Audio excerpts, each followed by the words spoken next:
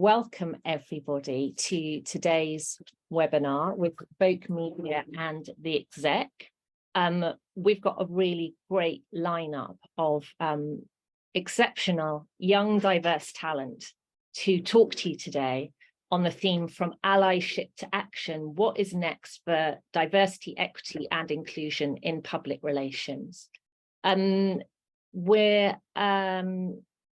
We're partners as Provoke Media. I'm the EMEA editor and Irene, who's on the call, is my editor-in-chief and CEO. We're partners with the Exec, very proud partners of an outstanding programme to promote leadership and the skills of young Black, Asian and minority ethnic professionals in the UK. I'd like to welcome, first of all, before we get started with discussion, Elizabeth Bananuka, who's the absolute brains and power and soul behind the Exec and BME PR pros. Elizabeth, would you like to kick off by just giving us a bit of context and telling us what the Exec is all about? Yeah, absolutely. So the Exec was developed by BME PR pros, Black, for those people that don't know, BME Black, Asian, mixed race, ethnic minority, PR and comms professionals. We started working on this. I guess I had the idea for a leadership scheme about 2018. I workshopped it with some Blueprint advisors back in October 2019, and we launched it in 2020. Sorry, is my sound okay? Sound great. Great. Oh, thank you. I just wanted a compliment halfway through that. Thank you, Maya. So we launched in 2020. We had our first cohort, I guess the class of 2022 graduated in June of last year. We are supported by the incredible team at Google. And as you said, Maya, we have two incredible industry partners, yourself, Provoke Media, Plug, clearly the leading publication in PR and communications around the world. I'm not paid to say that. Was that pretty good though? I meant every word. I meant every word. And the wonderful people at the CIPR as well.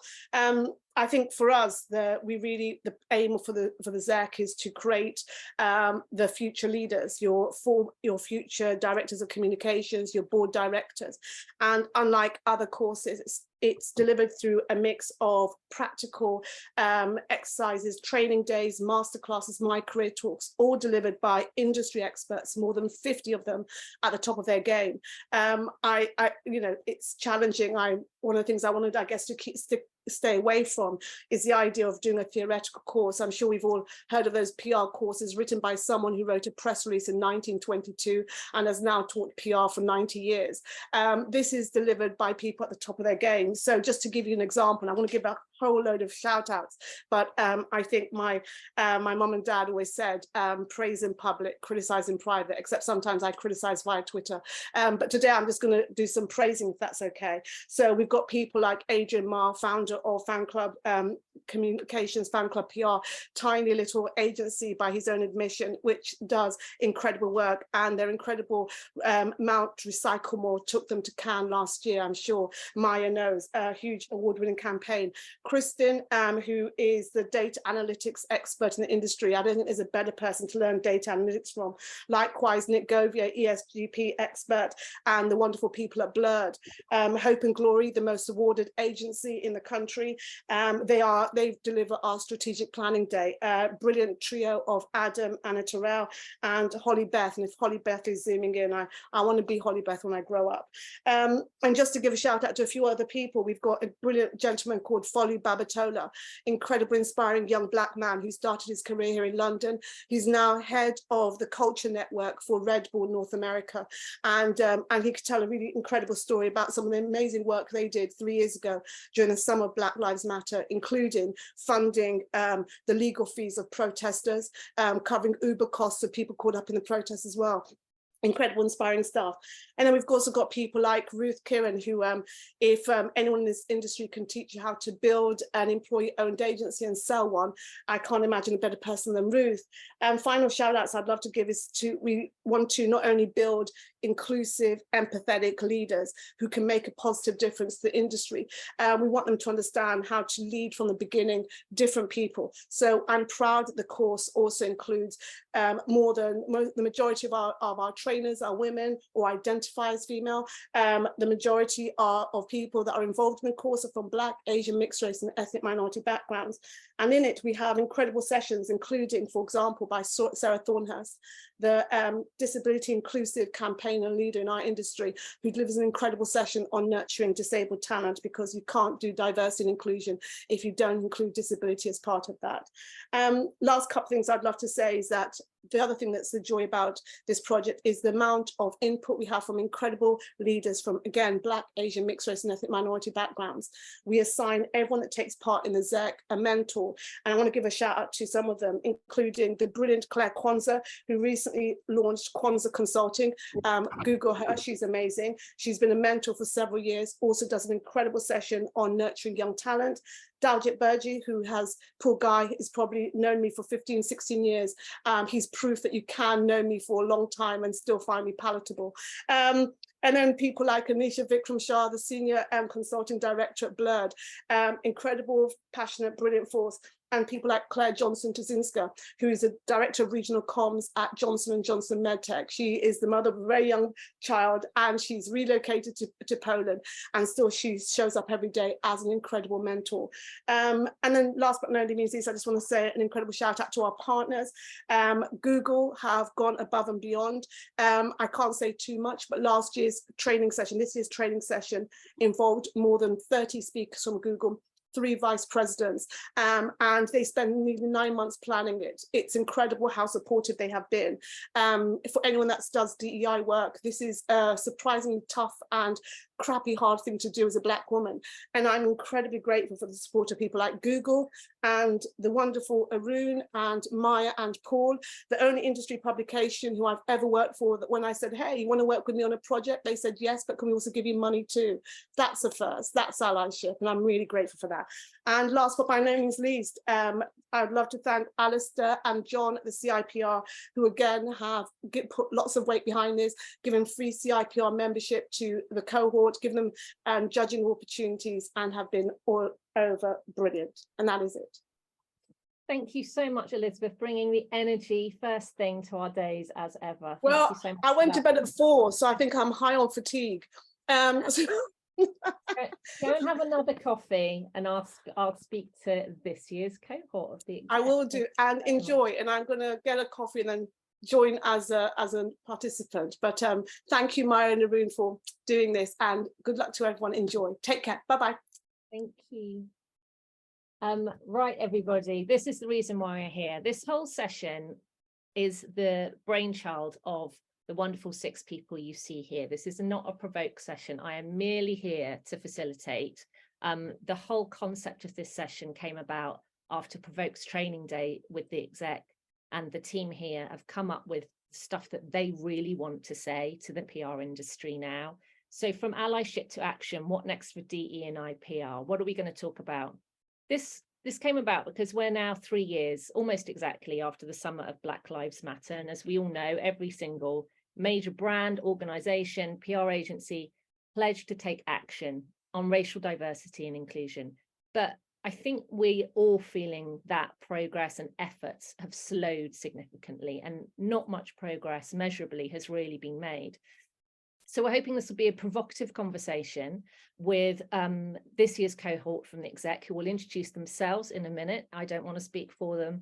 They're going to ask, is this actually the end of allyship? Is that what we're seeing? And what does it being a genuine ally mean now? Should DE&I really be the responsibility of BAME team members? And what have we actually learned about attracting, nurturing and retaining diverse talent? So with that, I'm going to ask the ZEC cohort to introduce themselves in turn, starting with Shamina. If you could all remember to unmute yourselves before you talk, that would be great. Thank you so much, and morning, everyone. Thank you, Maya. So my name is Shamina. I am an associate director at Taito. We are a pan-European B2B tech PR agency. Just a little bit of background. I've always worked in tech PR agencies, and I started my career in Paris, where I'm from. I joined the ZEC because I wanted to challenge myself. When I moved to London, I took a career break to raise my children, and then I decided to go back to work. But for me, going back to work was not about resuming a professional journey. It was about making a greater impact. And I think I realized that in order to achieve this, I needed to push my boundaries and go outside of my comfort zone a little bit more. And I have to say that doing the ZEC for like 9 months now really ticked these boxes and beyond. I gained so much. I'm sure everyone would join me to say how much we learned throughout this last year. And I think I want to kind of like highlight 3 things really that really stood out. We met inspiring leaders, but also supportive leaders. They all were extremely generous with us, open, available. They shared their journey, they shared their stories, and I've personally learned so much from that. I really enjoyed all the courses around business management. Elizabeth mentioned a few names of people who delivered the trainings, and it was just really great to grasp and understand really how to run a successful business. And I think lastly, and probably the most valuable thing, is that the program was a great opportunity for me to reflect on myself, to understand who I was, or maybe not understand, but to really like lean in who I was, I guess, and learning more about myself and learning about my aspirations as a leader. Thank you, Shamina. Chanel, over to you. Yeah, thank you. I was going to say I'll pick up from there. Shannon, I'm an account director at Harvard. A little bit similar to Shamina. I've always worked in tech PR. Been at Harvard for 7 years, and sort of stumbled into PR like many do. So studied journalism, and then sort of learned a little bit about PR, and found my way in tech. And I guess I want to be on the ZEC because I wanted to stop playing it safe. I felt like I wasn't doing enough outside of day to day to really progress my career and sort of and challenge myself. And I saw the ZEC, and it looked like a brilliant initiative. It is a brilliant initiative. And I'm so thankful that I forced myself almost to do it. I almost didn't do it. Elizabeth will know this all too well, but I might have been a tiny bit late with my application. And the rest, as I say, is history. It's been an amazing 9-10 months. And I think the one thing I just really want to take away from it, and I hope all of us can do, is inspire other diverse talent and other people coming up in their career, people at the top of their career, just anyone from a diverse background that maybe hasn't had the opportunity, or feels like the ZEC could help them, or if they just want to reach out, talk, get some advice, anything like that. I really hope we can inspire some people, and yeah, hopefully today's conversation will do that a little bit as well. So that's me. Gemma, over to you next. Thanks, Maya. Thanks, Chanel. I'm Gemma Kapola-Ramsamy. I'm the head of media and public affairs at London Councils. And London Councils is the collective group that represents the 32 London boroughs and the City of London Corporation. So I'm working in-house. A bit about my career background. I've worked in-house for local government for more than 10 years now, so quite a while. And before that, I worked as an arts journalist. So local government, from arts journalism to local government, quite a change of pace, but one I enjoyed. And yeah, I applied to the ZEC because I really wanted to broaden my horizons and learn more about the industry outside of local government, really. I was really also drawn to the diversity, equality and inclusion element of the programme and how that's embedded throughout, because even though I am a BME professional myself, I knew that there was so much more I wanted to learn about sort of best practice and how I can embed that into my career and life, really. And the last thing that I really wanted to get out of the ZEC, which I definitely have, is to connect with other BME professionals at a similar place in their career to me, because I was not within those networks within my kind of current industry and role. And that's been amazingly beneficial to have that as well. So yeah, that's kind of me and what I wanted to get out of the ZEC. Thanks, Gemma. Aduvi, introduce yourself to us all, please. Thank you so much, Maya. I am Eduvie Martin, Group Internal Comms Manager, BAT, and Executive Director, Comic Republic, leading the marketing and comms efforts of the largest publisher of an authentic universe of African superhero comic books. I found my passion for comms when I was 6, prancing across the room in my mom's heels and my dad's briefcase, typing imaginary words furiously like I saw them do on TV. And then growing up into that person that would conceptualize events for my friends, craft key messages, and MC events right onto my uni days. I ended up getting paid to do this, and I actually started my comms consultancy when I was 19. I always loved to communicate, loved the mic, and you would probably need to take it away from me so I can stop talking. I always wanted to be the show host, crafting key messages and galvanizing people to a common goal. And this desire to be Eduvie, Oprah, Graham Norton morphed into an internal comms career spanning almost 2 decades across 6 countries in Africa and 1 in Europe. Within which I have built internal news channels with staff broadcasters, internal radio stations, multiple videos, cook-offs, all aimed at unconventional ways to energize employees to deliver results across banks and FMCGs. I volunteer my time on the board of the IABC, which is the International Association of Business Communications for the UK and Ireland. And very recently, I got news that all were in favor of a recommendation by the board to make me president-elect, something my head is still spinning about, really excited about it. Thanks to the ZEC, I have membership with the CIPR, within which I volunteer with the internal comms committee called Inside Committee. And along with Michael, we are running a big internal comms conference next year, so please look out for that. I'm also a member of the Institute of Internal Comms, where I have spoken at the festival over the last 2 years on measuring comms, measuring what matters, and the future of internal comms. In a surprising turn of events, the Nigerian Institute of Public Relations named me PR Woman of the Month last year. This came on a very hard day, so I remember this fondly and I'm truly grateful. My master's in corporate comms is from the IE Business School in Madrid, and I hold certificates in broadcast journalism from the New York Film Academy, and I'm an alumni of the Ghana Institute of Broadcasting, the Lagos Business School, and the London Business School, and very soon the ZEC. Now, talking about the ZEC, I measure everything, including how I impact the world with my skills, and it's been a rather fulfilling half year. Not only as our comic book business actually signed a movie deal with Universal Studios, I am still proud to be on the ZEC. I chose to apply for the ZEC on a very hard day. I was scrolling through LinkedIn when a very good friend of mine who is on the call today, Anne-Marie Blake, liked a post that Elizabeth posted, and that's how I saw it. And so I applied.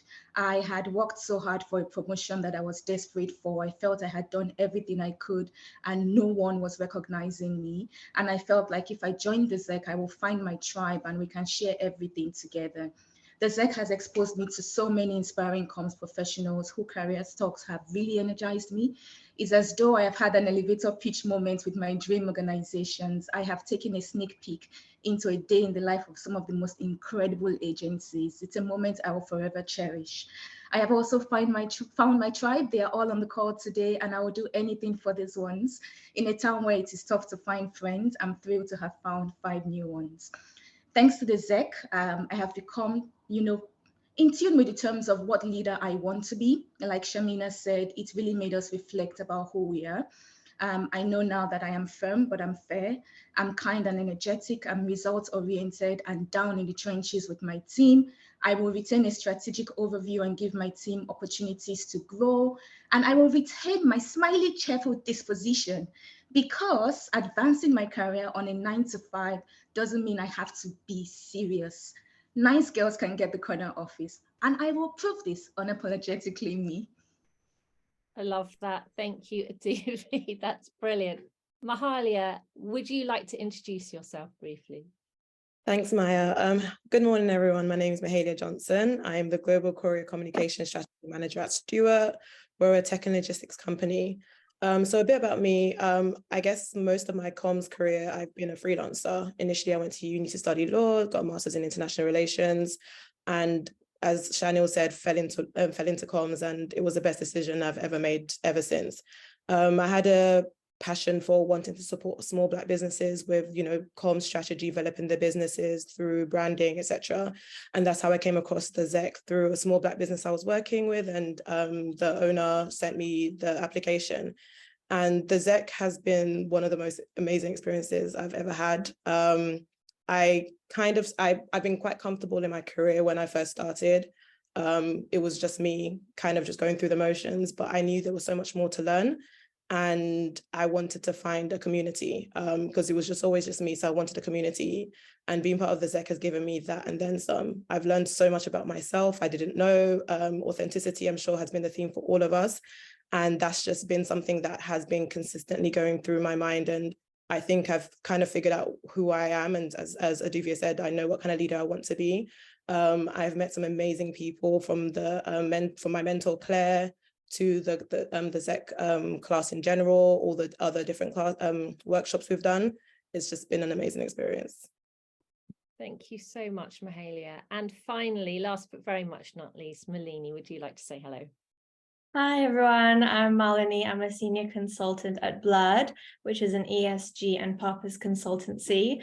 As you heard from Elizabeth, Blood is a really kind of firm partner of the exec and BME PR Pros, and also the Blueprint Initiative. And I'm just really grateful that when I joined Blood, I was able to get access to this amazing program, and I've been really supported through everyone there, by everyone at the company. And also thank you to Elizabeth for the amazing opportunity. Just like everyone else, this has been a really incredible way to meet new people, to learn more about myself. I think you can hear from the call, we're all really energized and empowered to use our voices. And I also want to say thanks to Maya for giving us that opportunity today.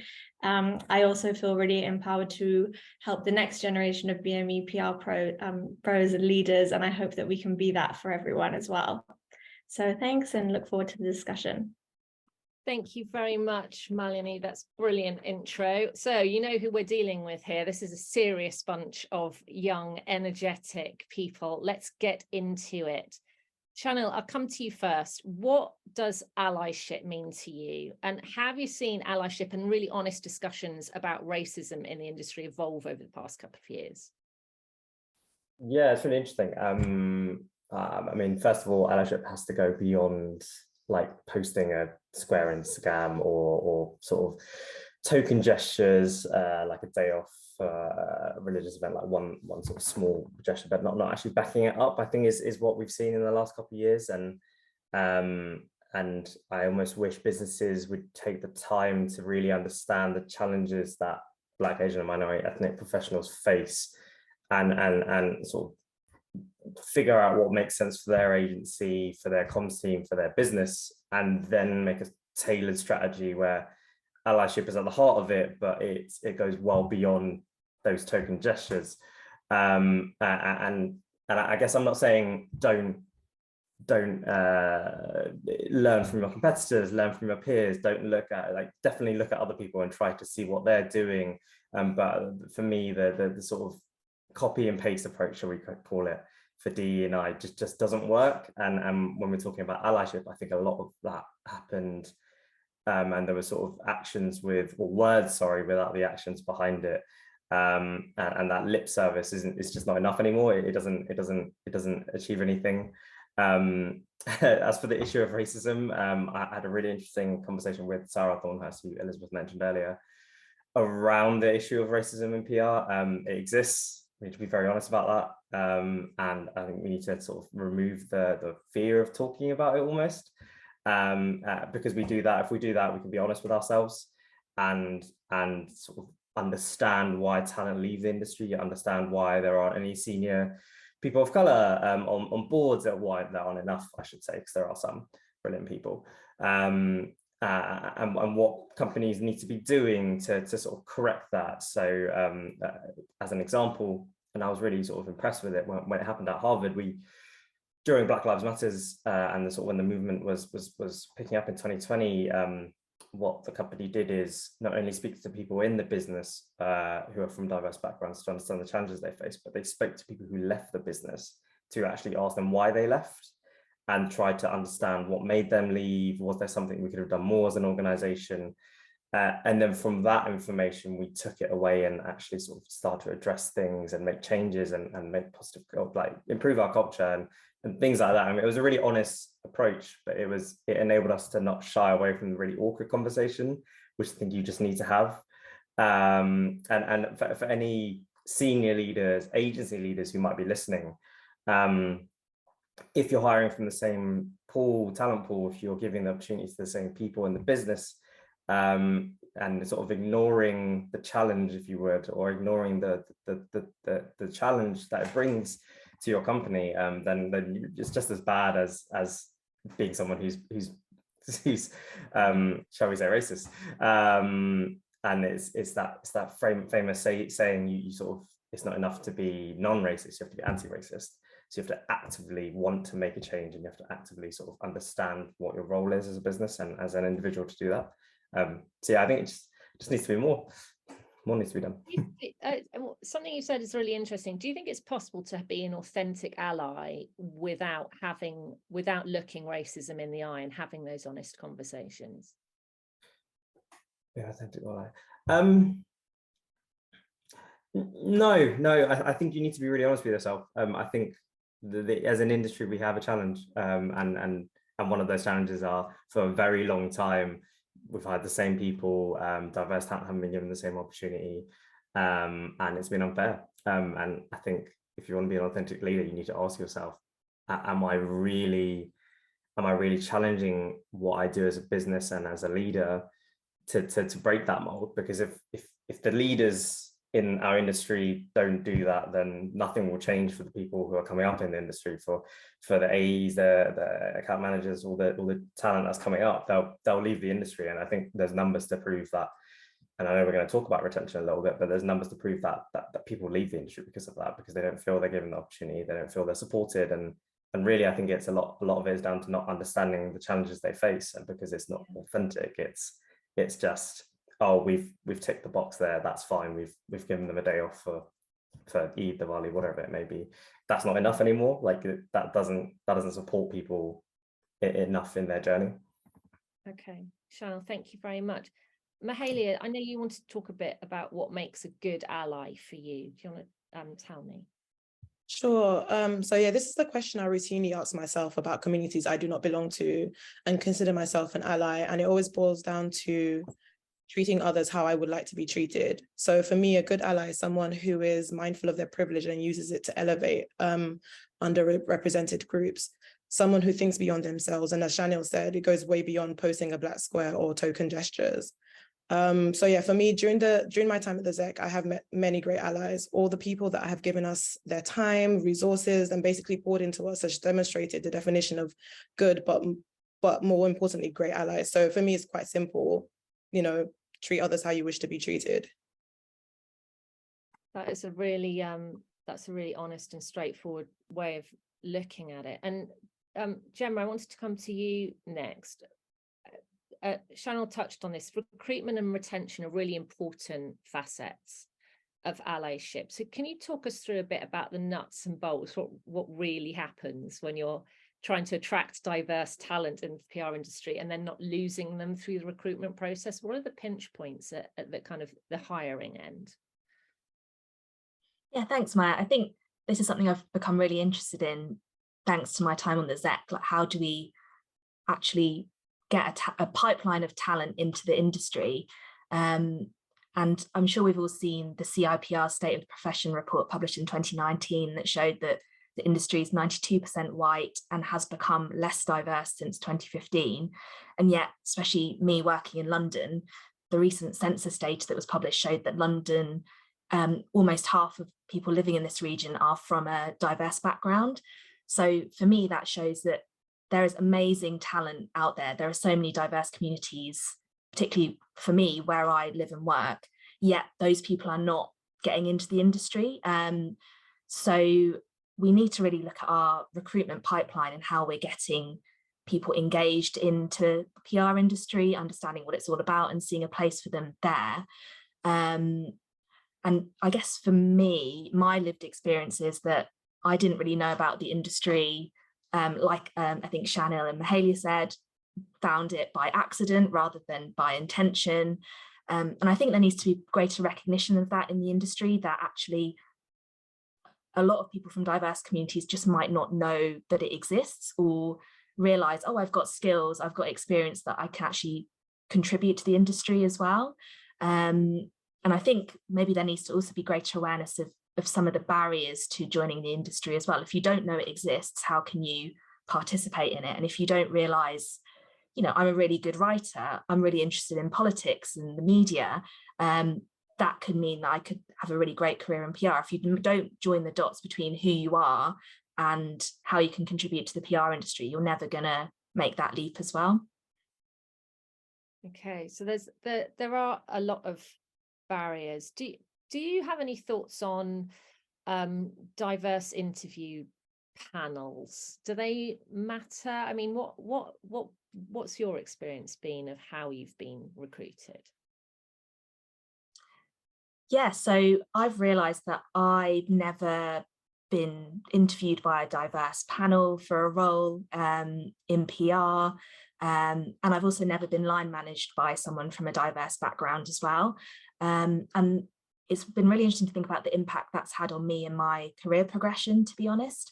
One of the things I've realised I've struggled with is that I haven't really seen myself as a leader or someone who has the capability to manage teams. And that's been a really insidious sort of unconscious held belief that I've had, that I really do feel has slowed my progression and meant that you know, I've just taken more time to even apply for those kind of roles or secure those roles. And I think that's for me why having a diverse interview panel matters, is that when you see people who look like you and have a similar background to you in those kind of positions of responsibility, you start to challenge that unconscious belief of I can't be there, I can't do that.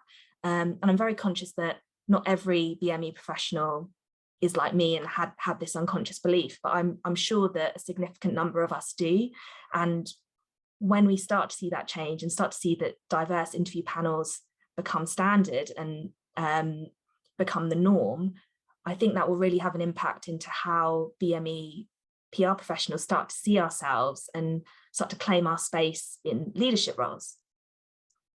And talk to me a bit about, we're always talking to agencies, so they now run blind recruitment processes, blind CVs, they've done all the unconscious bias training, they're really making an effort to strip out bias in the recruitment process. Are there any pros and cons of that kind of blind recruitment process when it comes to diverse talent or even positive discrimination?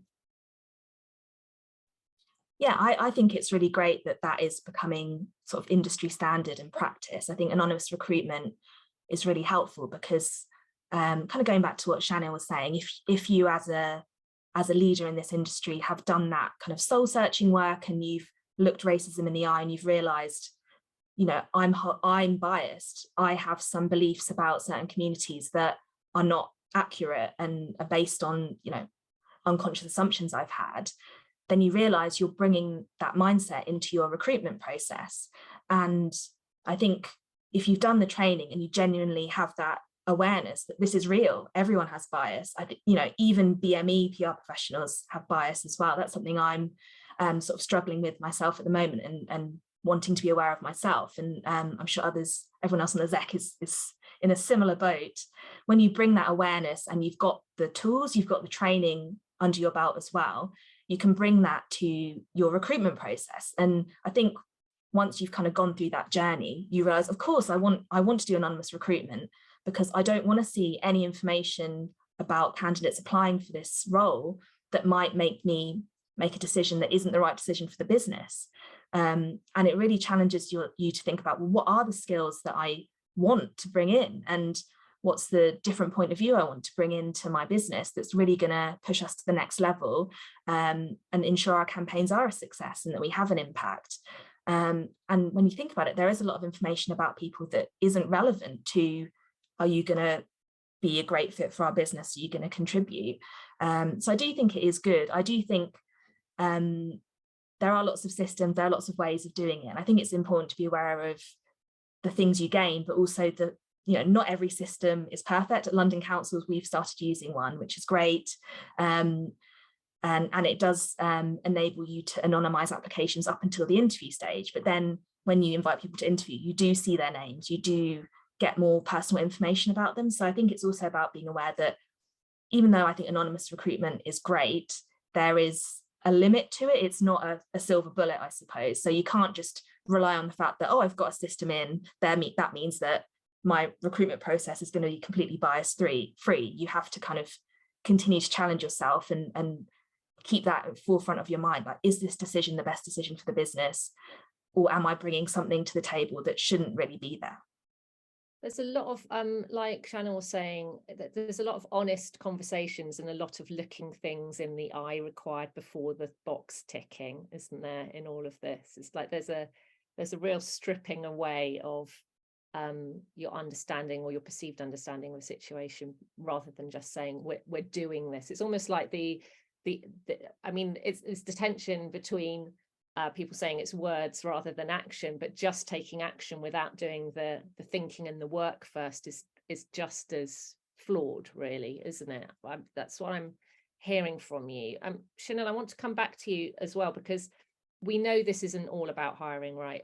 The conversation has moved on to focus on retention quite a lot over the past 18 months or so, and there's still so few senior BAME PR professionals. Those in leadership positions are still so few and far between, and we're 3 years down the line now. What are the barriers, and what does true retention actually mean for you?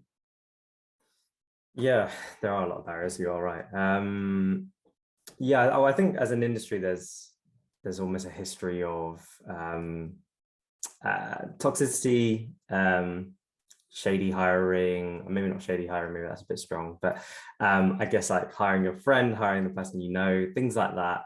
And when you frame it in the context of diverse talent who sometimes might be stumbling into the industry, who have all the qualities and the skills, but they don't have that door that can just open for them to sort of to know the right person. It's really challenging for them to even get in the industry, and then they get into the industry and all the sort of other challenges come into play, which is like culture and do they feel like they can be themselves in their company. So that's really difficult, and retention, I think the challenge of retention is changing a lot of that. And that won't change overnight. That's a really long process, I think, but it's one that we all need to do in the industry. And that's just the truth. And I think it comes down to investment and ensuring you're listening to your people and understanding the challenges they face to sort of allow them to be themselves in the company. I think we need to move away from that idea of hiring someone because they fit the mold of your company, or because they're a certain type of like, oh, they have all the right qualities to be so we used to use the phrase Harvardians. And we don't use it anymore, and it's that thing of, we realize that it kind of almost forces people to sort of be the certain type of person, and that might not be them, so it almost makes them feel more uncomfortable, and maybe they won't bring their true selves to work. So it's things like that where you really sort of reflect internally as an organization, and then sort of as business leaders, make sure you're doing the right things to help people feel welcome. And the other thing I just wanted to spend 2 seconds talking about a little bit was the mental health conversation, which has been a taboo in the industry for way too long. And I think it can be particularly challenging for BAME professionals who come from complex backgrounds. They sort of, I'll take myself as an example. I'm born in this country, but I don't look like I'm born in this country.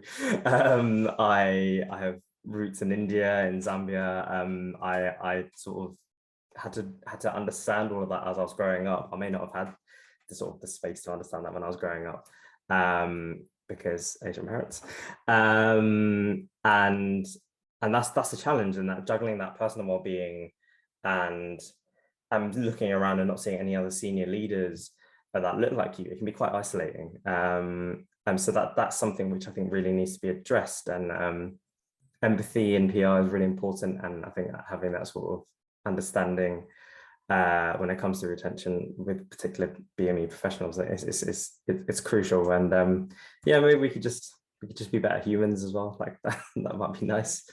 Yeah, being good humans would be good, then we wouldn't be having to have this conversation. There's a real tension, isn't there, between like what's the culture of our agency and who's a fit and who's people like us, and well, you can't have everyone like you if you're looking for diverse worldviews and diverse backgrounds. I think that's a real tension, particularly post-pandemic in the industry. Shamina, I want to dive into a specific aspect of hiring that I know you have a view on. We've seen a lot of chief diversity officer appointments over the past couple of years, not just in the comms industry, but in the broader business world, most of whom have been people from BME backgrounds. But first of all, should DE&I really be the responsibility of BME team members? And do you think even this effort has lost momentum? Yes, thank you. So yeah, just to reinforce what you said, like, there was a study from LinkedIn this year that said that that highlighted that chief diversity officer roles were the fastest hiring growth in 2020 and 2021, and then since then it has just declined. We know that around the end of last year, since the end of last year, there were massive budget cuts, massive layoffs, and DEI has been sacrificed in the process. And it feels like we're kind of like back to square one in a way. The difference is that compared to the time before the 2020 BLM protests, we have much more knowledge collectively on the matter, and businesses pledged that they would address the issues. So it's just a question of what we're doing now and who is responsible. Why don't we have good representation? And it's a question I often ask myself. And I feel like it's quite of an emotional question in a way, because over the past couple of years, I feel like I've had all the feelings. I was in the beginning very much empowered, wanted to engage in conversations, wanting to raise awareness, wanting to educate myself and really be vulnerable and being open as well about it. It is tiring. I mean, because the progress have been quite slow, it's just has been quite exhausting along the way. And I know that I found myself at some point being in what I call unconscious denial. Almost like I know there is an issue, but I just cannot look at it. I cannot think about it. I don't want to be involved. I don't, just like keep me out of it kind of thing. And I think after going through this cycle, I go back to, but we do have a responsibility. I'm talking about me, and it's not something that I'm very much aware that it doesn't, you know, it's not the same for every kind of like BAME leaders, but there is a thing where, since the things have not shifted yet, we still have to do the work. We are agents of we're agents of change, and we are a force. And this phrase doesn't come from me; it actually comes from a training we had with Julian Obubo from Manifest. We had a great session with him talking about building an anti-racist business, and that was very much an eye-opener actually, because we are here and we can't shy away from the responsibility, whatever it means and wherever we want to take it in a way. So I think there is definitely, a responsibility, I guess, and people can choose the way they want to be involved in. That does sound absolutely exhausting, that whole cycle you've been through. I think it's a really interesting question, isn't it? Why should BME PR professionals be responsible for leading DE&I in organizations? But thank you so much for sharing that story.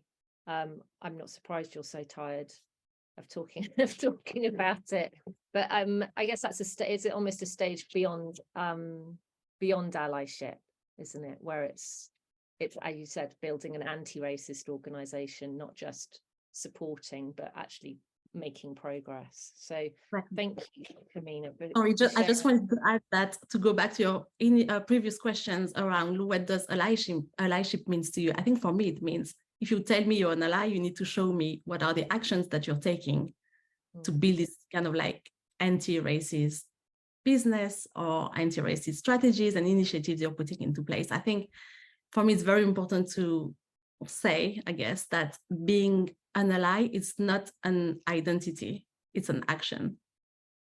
Okay, that's a very good point. Yes, you do sometimes wonder about people's motivations, don't you?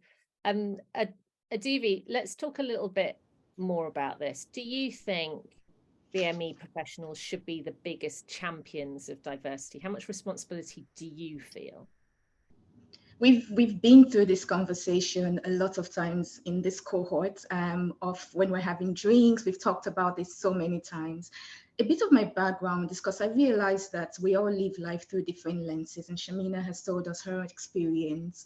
I grew up Nigerian. My talent always opened doors for me, and I never was denied an opportunity because of race. And I've always walked around the world in being the only Black person, the only person of color in my team. And I always put my hand up for these things. I enjoyed volunteering, educating people. You can ask me any questions, and I would see a genuine keen interest to learn more about the culture, to learn more about what I was wearing, which was often sourced from somewhere on the African continent. So I have an unpopular opinion about this, and I've discussed this with my colleagues several times. I currently volunteer with the reverse mentoring scheme that the CIPR does with Taylor Bennett, because I think we should be a part of the problem. Not a solution, rather. I think we should be a part of the solution. I believe that we should be at the forefront of the solution. Now, I know diversity is a business problem and all should have a collective responsibility to get this right. But the way I see this is like saying to a doctor, well, I hurt. I need you to figure out where I hurt. I won't describe what it is that hurts. Give me a medication for what you think hurts me, and I will tell you when I stop hurting. If we're not at the forefront of this, who will be? We are the ones feeling this pain. I want a world where my children don't have to worry about these things. And so I choose to be a part of the solution. And I often tell people, ask me anything, including where I'm from, and I'll tell you. And I'll also tell you the reason why you should probably not have asked that question in the way you just did. That's my opinion. I love it, Aduvi. Thank you. Always straight talking. So with that in mind, what does true allyship mean for you? I love Mahalia's definition. I actually was just jotting it down here. She's right, because if we're mindful of our privilege and use that to promote underrepresented, even as professionals on the ZEC right now, we have a level of privilege that we need to use to empower those who are, coming up in the industry as well. We also have to be mindful of our biases. So I see allies in my current environment as those who are mindful and are actually using this to promote people. I'll give you an example. I'm 5 years in London. This is because I was hired by Kate Machinola. She was then the head of corporate comms for British American Tobacco. She's British. I didn't know her from anywhere. She had a whole list of people she could have hired, but she brought me all the way from Nigeria with my family, did all the paperwork, got the company to approve travel expenses and all of that. And I think that's the real definition of an ally. We come to situations where at a time when I was frustrated on the job, I was applying everywhere and I would get shortlisted. And to Gemma's point, there would be the blind recruitment process. And then at the end of it, when it comes to the final two, I will make it and then I won't get across. And I spoke to a recruiter in confidence and she said to me, no one wants to worry about this paperwork at UVA. If you had your indefinite leave to remain or a work visa that was independent of any paperwork, you will get the places you're applying to. So I keep saying to myself, being an ally is one who will be sat in that recruitment space and you'd see someone who is good and you would say yes to that person, even if it's going to cost you more to recruit that person. And I know it's a business decision, but that's actually true allyship, where you understand what you need and you eliminate your bias because you're picking this person based on skills, not based on, oh, it's going to be cheaper to recruit this person. And when you're able to make decisions that impact on your bottom line, your profit margins, as a result of your belief in the need for BAME professionals to rise, then that itself is a true ally when it comes to the recruitment space. Fantastic. Thank you so much, Aduvi, sorry. And Malini, coming to you last, but again, very much least, what do you think we've learned as an industry over the past 3 years about allyship and attracting and retaining BME talent? Thanks, Maya. I'll start with the point that a lot of us have talked about today, which is authenticity. I think during BLM and during the years that followed, there's been lots of instances of companies and brands being called out. And in some ways that has made people feel fearful or has held back progress as well. And I think when we think about authenticity as a company, I really think it goes back to tying DEI and the DEI agenda to your company purpose. I think that is key to being authentic. At Blood, our company purpose is to deliver work with depth that drives impact for clients, people, and planet. And we very much see DEI as part of achieving that goal. If we are just drawing on views from one sector of society, we won't be able to deliver work that is impactful. And I think the other thing is that it's not just about having kind of a really great purposeful strategy, but it's about the implementation. It's about taking action. And part of facilitating that is having a really inclusive company culture. I've never felt more kind of engaged or empowered than I have at Blood. And I think that's because I know that my contribution counts there and that what I say really matters. I would really encourage companies to listen to employees at every single level of the organization, seek out opinions from people with from different backgrounds, and build that culture of inclusivity. It's so important for just transparency, respect, having compassion, and I think it's the best way to build a really strong organization, so that when you do attract those diverse talent, they won't leave you. They'll feel like they're part of achieving your success, helping you kind of deliver on your purpose, and being like a part of your company culture, and being like, yeah, a really strong advocate for your business as well. So it has so many benefits for the business too. Thank you, Marlene. As Chanel said earlier, it's a lot of this just comes down to being a decent human being, doesn't it? Really. I wanted to close where we've got a couple of minutes left. If anyone's got a burning question, please just chuck it in the chat and I will ask at the end. We've covered an awful lot of ground today. One final question to you all to answer briefly.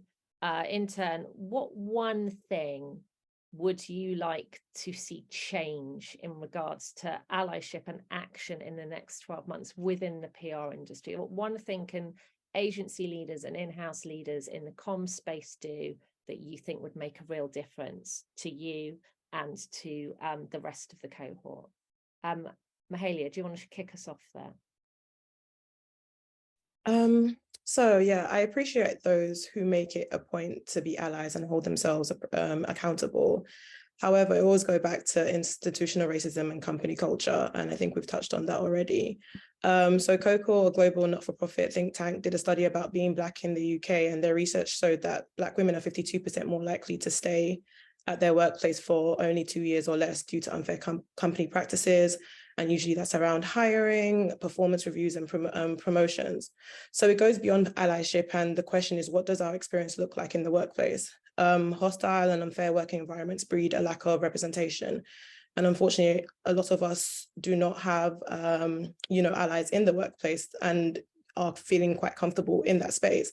So speaking as a Black woman, I have to deal with misogyny on a regular basis. You're often made to feel invisible, spoken over, assumptions are made about you, so forth and so on.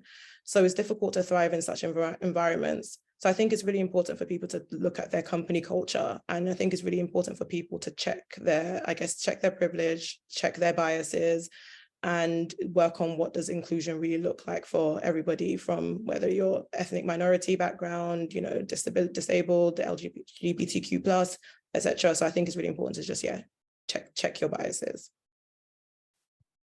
Thank you, Mahalia. That's a lot to take in for somebody who hasn't necessarily experienced all of that. And I think it often comes as a shock when we hear what your lived experience has been in the workplace. So thank you for sharing that and being honest. I appreciate that.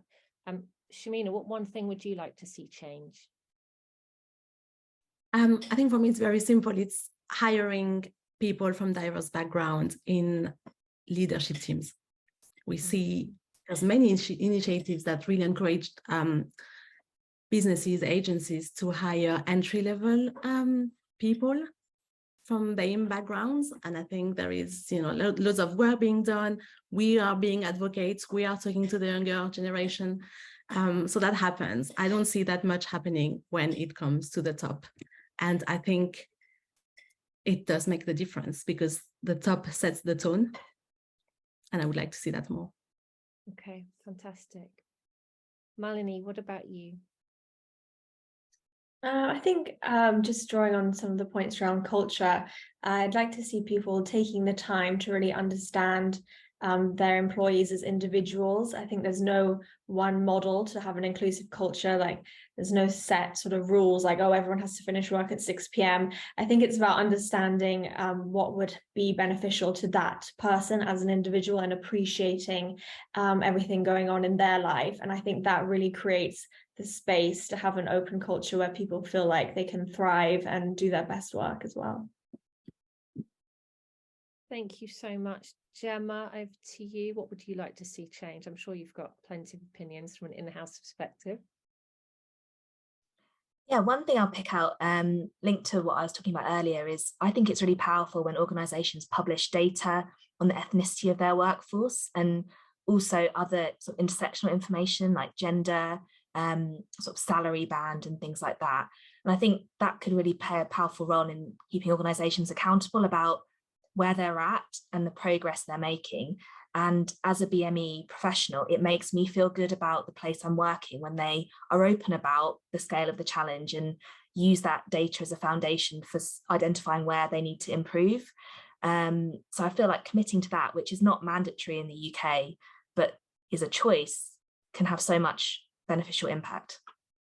Yeah, well, with many other areas of PR, we can't measure, we can't do anything about. It's absolutely critical to have that data, isn't it, to measure change. Chanel, would you like to say what you would like to see change in the industry? Yeah, I think I spoke a little bit about like honesty earlier, but like open honesty and like being able to say, I'm not sure what the right answer is right now, but I'm working it out, is like the best step you can take as any agency business leader. I will always credit Louis St. Clair, who was the CEO for Harvard in 2020, for coming to myself and another diverse employee and just saying, should I be talking about Black Lives Matter? You know, like he was a white man from Fulham, I believe, like grew up in England. He didn't know if he should be saying anything. He obviously wasn't like diverse, but he took the time to actually do something, and it was just a blog post, but it was more than nothing. So more honesty, a more open honesty can go really far, I think. And we all work in the comms industry, right?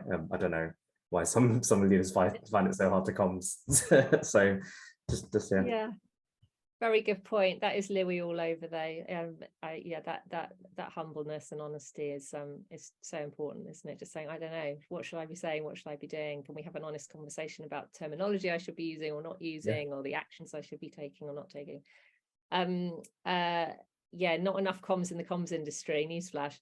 Aduvi, I'll finish with you. What one thing would you like to see change over the next 12 months or so? I mean, Gemma has made a good point about publishing data, Malini on the right culture, Shamina talks about hiring the diverse professionals, Chanel is talking about open honesty, and Mahalia continues to blow our minds away with her understanding of the different issues in this sector. However, one thing I want to really emphasize is, providing opportunities for leaders to thrive. What happens, we find, is that we have the diverse professionals, and as Shamina was alluding to, at a particular stage, they fall off. So you're looking up at your management board level and there are less and less and less people that look like us. So we need to really investigate how we provide the opportunities for these leaders to thrive. And this is why courses like the ZEC are very good, because we need opportunities, we need the exposure to, take on some challenges that provide us the necessary footstep we need to advance into the leadership roles that we need. And I think I'll take this through the hiring lens. We're not saying after this session, call up every diverse professional you never hired. If they weren't qualified, please leave it. We really don't want to be diversity hires. No one wants that. It ruins opportunities for other diverse professionals who actually deserve a chance. And I would say we need to really look at how we are hiring and also look at how we're providing opportunities for diverse talents to thrive. And if you just have a couple of colored employees in your poster saying that diversity matters to you in your organization, it's just words on a paper, mate. Let's move to action. Fantastic. Thank you so much, Aduvi, and thank you all. That was thank you for sharing your stories. Thank you for being so honest. Thank you for being so frank and blunt and open about what the challenges are, your own experiences, and what the industry really needs to do. I can only hope that things do move forward a bit quicker. I mean, we've noticed it's all slowed down a bit, but we will always carry on doing our best to keep on promoting action and allyship in the PR industry. But I want to say thank you all for attending today's session. We'll be posting this as a video on the Provoke website, so everybody who's not here today can listen to the wise words of these young people. I suggest you pay attention, and thank you all so much for joining me and for sharing your stories.